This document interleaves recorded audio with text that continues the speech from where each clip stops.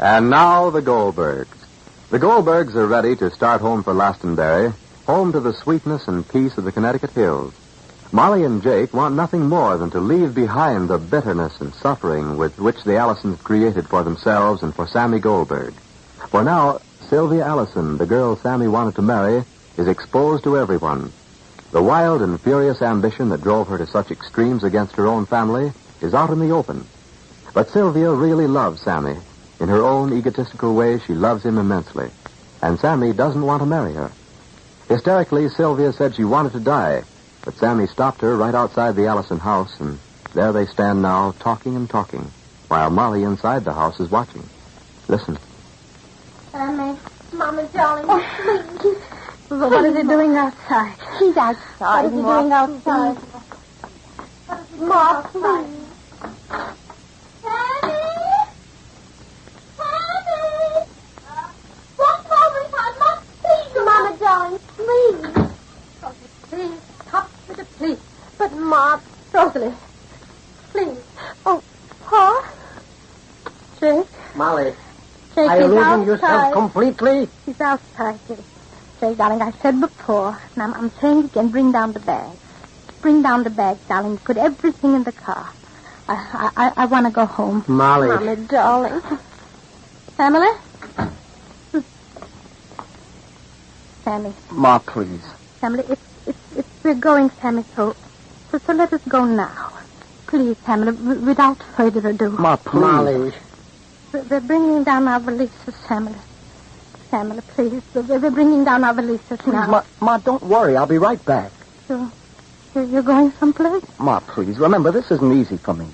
Whatever Sylvia is, whatever she's done, this means something to her.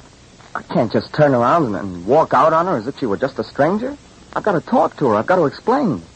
I'll be right back. Remember, Sammy, Mom and me have been through plenty. So have I, and so has Sylvia. What Sylvia went through, she made for herself. Well, you can't blame everything on one person. Whatever happened here, we all did, every one of us. That's right, Sammy. That's right, Sammy. Sammy. What, Ma? Papa and me, I'm not thinking or looking to find someone to blame. We're not looking for anything but you and your happiness.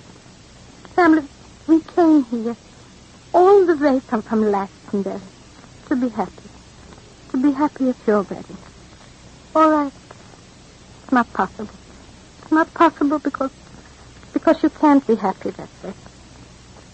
Sammy, only one thing we're thinking of, Sammy. Your happiness. And before you go, Sammy, before you talk to her, I want you to promise me. Promise you what, Ma? That you'll think of your own life, Sammy. Of what you are and what you want to be. Of your happiness as a boy and a man. And maybe in years to come, if God blesses you, of yourself as a father. Be yourself, family. A person. And remember, too, that there's nothing that Sylvia don't understand. Except one thing. Why she can't have what she wants in spite of everything. And that family, no one can explain it. I'll be right back. Be right back, Sammy.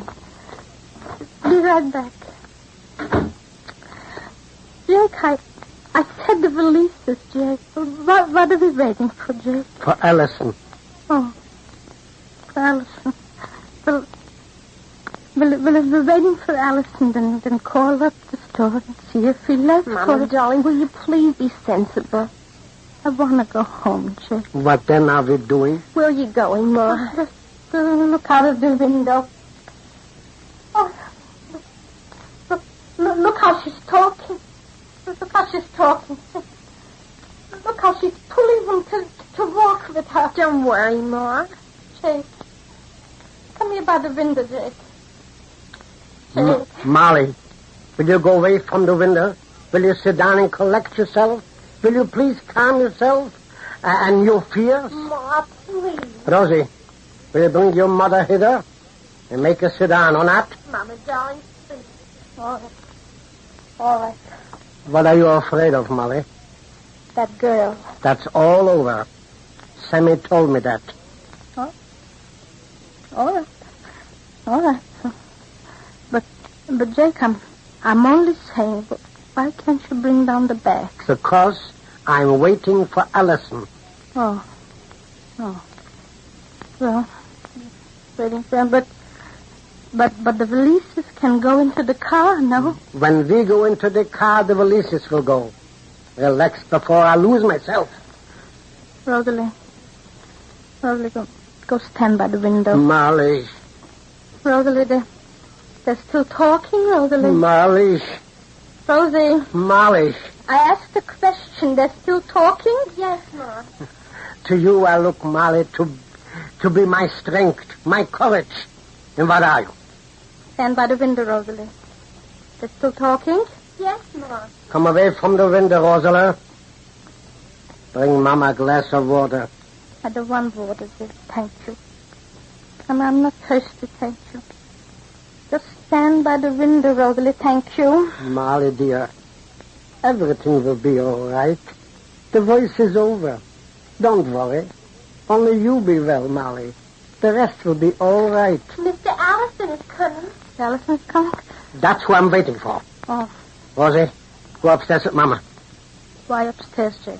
What I have to say to Allyson will be easier to say man to man.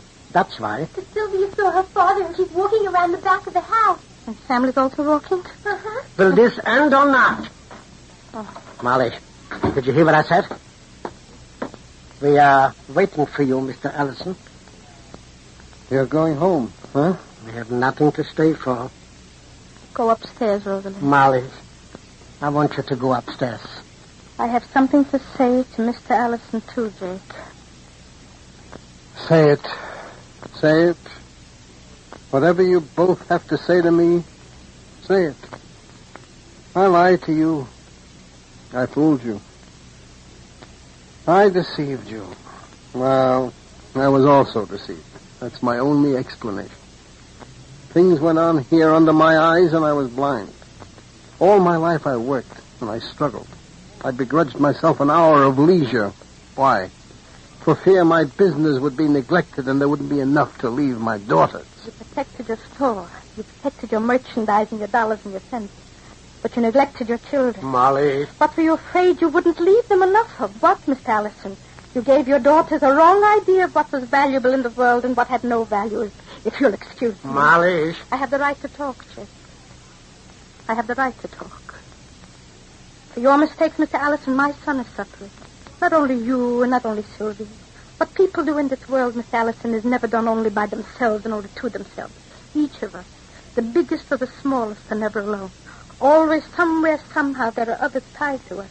And when we move, they too are affected. That's why there's such a thing as good and bad.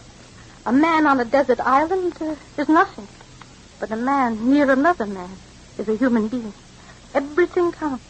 The least little thing, and when you, Mr. Allyson, when you made your children what they are, not only did you bring the sky down on your head, but you brought ruin and pain everywhere, everywhere. All their lives you held over your children the threat or the promise of what you would give them and what they would get. And now, nothing else in the world counts, nothing. Look around you, Mr. Allyson, if you'll excuse me. You have the store with your name on it. You have the property and the money and whatever you have to leave. But to who can you leave it? To Leah, to Sylvia, to who? What have you got to leave, Mr. Allyson? Suffering, heartache, misery, selfishness? And that you don't have to leave, because they're here. And what you can cure now, that you can't cure with all your money. Excuse me, Mr. Allyson. What, Rosalie? What? Ma, they're leaving in the car, Sammy and Sylvia.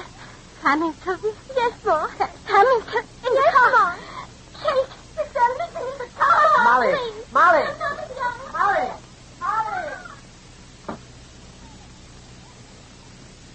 The car roars down the road with Sylvia and Sammy in it, and behind, Molly, terrified, calls Sammy's name.